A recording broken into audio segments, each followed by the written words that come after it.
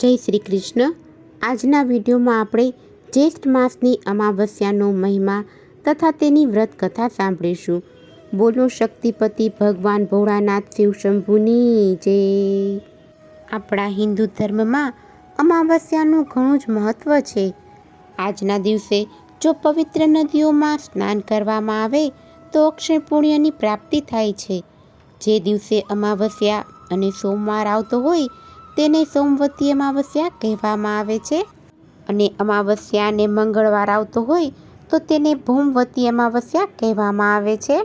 જ્યેષ્ઠ માસની અમાવસ્યાની તિથિ એ 2 દિવસ પડે છે, માટે સોમવતી અમાવસ્યા અને ભૌમવતી અમાવસ્યાની ઉજવણી થશે। અમાવસ્યાની તિથિ એ પિતૃદેવતાને સમર્પિત છે। આજના દિવસે કરેલા સ્નાન, દાન, જપ, તપ એ અનેક ગણું પુણ્ય આપનારા છે। તેમાં પણ ખાસ કરીને અમાવસ્યા અને સોમવાર આવતો હોય તો તેને સોમવતી અમાવસ્યા કહેવાય છે। આજના દિવસે કરેલા સત્કર્મ એ અનેક ગણું પુણ્ય આપનારા છે। અમાવસ્યાની તિથિ જે પિતૃતર્પણ માટે શુભ માનવામાં આવે છે। પવિત્ર નદીઓમાં સ્નાન કરી પિતૃતર્પણ કરવામાં આવે છે। પિતૃઓને શ્રદ્ધાથી જે કાંઈ અર્પણ કરવામાં આવે તે ફળદાયી માનવામાં આવે છે। આજે અમાવસ્યા છે એ ખાસ છે, તેથી આજના દિવસે કરેલા જપ, તપ, દાન, પુણ્ય હજારો ગણું ફળ આપનારું છે। આજના દિવસે દાન કરવાથી જન્મોજન્મના પાપ નષ્ટ થાય છે અને આરોગ્ય સૌભાગ્યની પ્રાપ્તિ થાય છે અને પિતૃઓના આશીર્વાદ મળી રહે છે। આ અમાવસ્યાની તિથિનો પ્રારંભ 13 જુલાઈ 2026 બપોરે 6:50 આજુબાજુ શરૂ થાય છે તથા આ તિથિ પૂર્ણ 14 જુલાઈ 2026 બપોરે 3:12 પૂર્ણ થાય છે। અમાવસ્યાની તિથિ એ રાત્રિની છે, માટે રાત્રિના પૂજન થઈ શકે છે, જ્યારે સ્નાન, દાન, જપ, તપ માટે 14 જુલાઈ અને મંગળવારના રોજ કરી શકાશે। આમ સોમવતી અને ભૌમવતી અમાવસ્યા એ ખાસ મહત્વ ધરાવે છે। પિતૃતર્પણની સાથે સાથે આજના દિવસે પીપળાનું પણ પૂજન કરવું જોઈએ અને તેની આગળ એક દીપક પ્રગટાવવો જોઈએ। આમ કરવાથી માતા લક્ષ્મીની કૃપા પ્રાપ્ત થાય છે। તેની સાથે માતા તુલસી અને શાલિગ્રામ ભગવાનની પણ પૂજા કરવી। આજના દિવસે એટલે કે ભૌમવતી અમાવસ્યા છે, તેથી હનુમાનજીની પૂજા પણ થશે અને ભગવાન નારાયણની પણ પૂજા થાય છે। આજના દિવસે કરેલા જપ, તપ, દાન હજારો ગણું પુણ્ય આપનાર છે। હવે આપણે સોમવતી અમાસની વ્રત કથા સાંભળીશું। આ વ્રતને મહા ફળદાયી વ્રત માનવામાં આવે છે। પવિત્ર અમાસના દિવસે આ વ્રત કરવું। જો અમાસની સોમવાર હોય તો આ વ્રત સહસ્ત્ર ગણું પુણ્ય આપે છે। પ્રાતઃકાળે સ્નાન કરી પ્રથમ શિવજીનું અને ત્યારબાદ શ્રી વિષ્ણુનું પૂજન કરવું। ઘીનો દીપક પ્રગટાવી હાથમાં 8 ફળ લઈ 108 પ્રદક્ષિણા કરવી। શિવ સહસ્ત્ર નામના જાપ કરવા। ફળના બદલે સૂતરની આંટી પણ લઈ શકાય। વ્રતના દિવસે વાર્તા વાંચ્યા બાદ કે સાંભળ્યા બાદ પછી જ એકટાણું કે ઉપવાસ કરવો। પૂર્વકાળે ચંપાવતી નામની એક નગરી હતી। આ નગરમાં એક બ્રાહ્મણ અને બ્રાહ્મણી રહે। એમને 7 દીકરા અને દીકરી। 7 દીકરા પરણેલા, માત્ર દીકરી કુંવારી હતી, એ પણ યુવાન થઈ ગઈ હતી। એક દિવસની વાત છે, બ્રાહ્મણના ઘેર એક સાધુ મહારાજ પધાર્યા। બ્રાહ્મણ અને બ્રાહ્મણીએ સાધુને આસન આપી ચરણ ધોયા અને પ્રેમથી જમાડ્યા। પછી 7 દીકરા અને 7 વહુઓ સાધુને પગે લાગ્યા। સાધુએ 7 વહુને અખંડ સૌભાગી ભવના આશીર્વાદ આપ્યા। પછી મેનાવતી નામની દીકરી પ્રણામ કરવા આવી તો તેને ધર્મવતી ભવના આશીર્વાદ આપ્યા।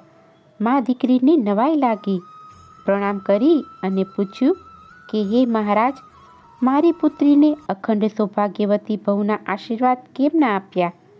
ત્યારે સાધુએ ગંભીર અવાજે કહ્યું કે હે પુત્રી, તારા ભાગ્યમાં સૌભાગ્ય સુખ નથી। ચોરીના 4 ફેરા પૂર્ણ થતાં જ તારા પતિનું સર્પદંશના કારણે મૃત્યુ થશે।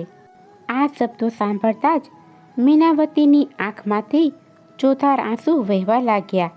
મા દીકરી બંને સાધુ મહારાજને આજીજી કરવા લાગ્યા। અને કરકરવા લાગ્યા ત્યારે સાધુ બોલ્યા, હે પુત્રી, વિધિના લેખમાં કોઈ મેખ મારી શકતું નથી. કાળને માત્ર શિવજી જ રોકી શકે.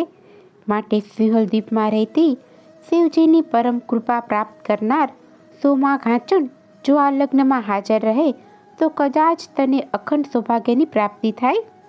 આ રીતે સાધુ મહારાજ તો ઉપાય જણાવી અને ચાલ્યા ગયા. પણ મા દીકરી ચિંતાતુર થઈ ગયા, કારણ કે સિંહલદીપ જવું કઈ રીતે? મીનાવતીએ સાતે ભાઈઓને વિનંતી કરી, પણ સિંહલદીપનું નામ પડતા જ ભાઈઓને પરસેવો વળી ગયો, કારણ કે એ તો મોતની સફર હતી. સામે ચાલીને મરવા માટે કોણ તૈયાર થાય? તે છતાં બહેન પરના હેતના કારણે સૌથી નાનો ભાઈ મહાદેવ તૈયાર થયો. બ્રાહ્મણ અને બ્રાહ્મણીએ બંને ભાઈ બહેનને સિંહલદીપ જવા રવાના કર્યા. પડતા આખડતા, રખડતા રઝળતા, પહાડોને પર્વતોને ઓળંગતા, ખીણોને ગંદરાઓને વટાવતા, વનોને જંગલમાં વીંધતા, હિંસક પ્રાણીઓથી બચતા તેઓ મહાસાગરના તીરે પહોંચ્યા ત્યારે અધમુઆ થઈ ગયા હતા. વસ્ત્ર તાર તાર થઈ ગયા હતા, દેહ ઉજળા થઈ ગયા હતા. સામે મહાસાગરના લોટા જેવા મોજા ઉછળતા હતા. આ જોઈ તેઓ લમડે હાથ દઈ અને બેસી ગયા અને તેમની આંખમાંથી આંસુ વહી રહ્યા હતા. જે વડ નીચે તેઓ હતાશ થઈ અને બેઠા હતા એ વડ પર એક ગીધ રહેતો હતો. બપોર થતાં ગીધ પોતાના બચ્ચાઓને માટે ભોજન લઈને આવ્યો. ત્યારે બચ્ચા બોલ્યા કે હે પિતાજી, આજે આંગણે અતિથિ આવ્યા છે, પહેલાં એમને ભોજન કરાવો, પછી જ અમે જમીએ. ગીધ તરત જ મીઠા ફળ લઈ તેમની પાસે ગયો એટલે તેઓએ કહ્યું કે હે દયાળુ પંખીરાજ, તમારો ઘણો આભાર, પણ અમારા પર દુઃખનો જે પહાડ તૂટી પડ્યો છે એના લીધે અમારી ભૂખ અને તરસ મટી ગઈ છે. આ સાંભળી અને ગીધ બોલ્યો કે કૃપા કરી તમારા દુઃખની વાત મને કરો, મારાથી થશે એ હું મદદ જરૂર કરીશ. ત્યારે ભાઈ બહેને બધી હકીકત જણાવી. ગીધે તેમની દુઃખભરી કહાની સાંભળી તેમને સમુદ્ર પાર કરાવવાની જવાબદારી લીધી. બીજે દિવસે સવારે ગીધે એ બંને ભાઈ બહેનને પોતાની પાંખ ઉપર બેસાડી સમુદ્ર પાર કરીને સોમા ધોબણના ઘર પાસે ઉતારી દીધા અને પછી ગીધ પાછું ફર્યું. હવે બંને ભાઈ બહેન સોમા ધોબણ પાસે કેમ જવું તે વિચારવા લાગ્યા. તેમણે નક્કી કર્યું કે તેમની આગળ જતા પહેલાં આપણે છાનામાના તેમની સેવા કરીએ. સવાર થતાં બંને ભાઈ બહેને સોમા ધોબણનું આંગણું અને વાડી ચોખ્ખા વાળીને સાફ કરી દીધા. સોમા સવારે ઉઠીને જુએ તો આંગણું અને વાડી એકદમ ચોખ્ખા. આ જોઈ તેને આશ્ચર્ય થયું. તેને કાંઈ સમજણ પડી નહીં. આમ ભાઈ બહેન દરરોજ સવારે સોમાનું આંગણું અને વાડી સાફ કરવા લાગ્યા. સોમાને આ જોઈ અને નવાઈ લાગી. તેણે આ કામ કોણ કરે છે તે જોવા માટે રાતના સંતાઈ ગઈ. સવાર થતાં ભાઈ બહેન આંગણું અને વાડી સાફ કરવા લાગ્યા કે સોમા તેમની આગળ ગઈ અને બોલી કે તમે કોણ છો અને આમ દરરોજ મારું કામ શું કામ કરો છો? ત્યારે ભાઈએ પોતાની ઓળખ આપી અને બહેનની આપ વિધિ જણાવી. ત્યારે સોમાએ કહ્યું, તમે બ્રાહ્મણ થઈ અને મારા ઘરનું આંગણું અને વાડી સાફ કરો તો મને પાપ લાગે. હવે તમે આ કામ બંધ કરો, હું તમારી સાથે જરૂર આવીશ. સોમાએ પોતાના દીકરાની વહુઓને બોલાવી અને કહ્યું, હું આ ભાઈ બહેન સાથે જાઉં છું, પણ જો આપણા ઘરે કોઈ મરી જાય તો હું આવું ત્યાં સુધી તેને સાચવી રાખજો. આમ કહી સોમા ભાઈ બહેનને પોતાના વ્રતના પ્રભાવે આકાશ માર્ગે ઉડી ચંપાવતી નગરીમાં આવી. સોમા અને બંને ભાઈ બહેન પોતાના ઘેર આવ્યા. મીનાવતી દરરોજ સોમાની સેવા કરવા લાગી.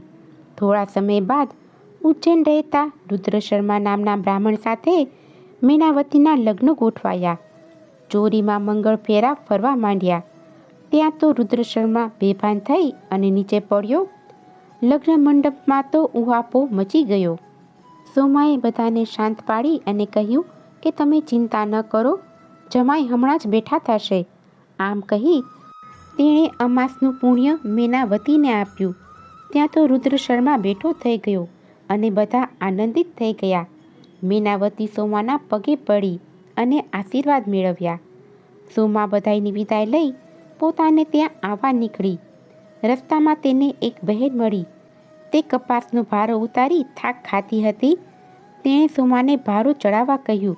ત્યારે સોમાએ કહ્યું, બહેન, મારે આજે અમાસનું વ્રત છે, આથી હું તમને ભારો નહીં ચડાવું. આમ કહી તે આગળ ચાલવા લાગી. આગળ જતાં તેને રસ્તામાં મૂળાનો ભારો લઈ જતી બહેન મળી. તેણે સોમાને માથા પર ભારો ઉતારવા કહ્યું. ત્યારે સોમાએ કહ્યું, બહેન, મારે આજે અમાસનું વ્રત છે, આથી મારાથી મૂળાને અડી ના શકાય.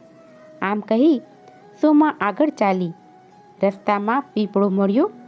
સોમાએ 108 ફળ લઈ પીપળાની પ્રદક્ષિણા કરી અને ભગવાનનું પૂજન કર્યું.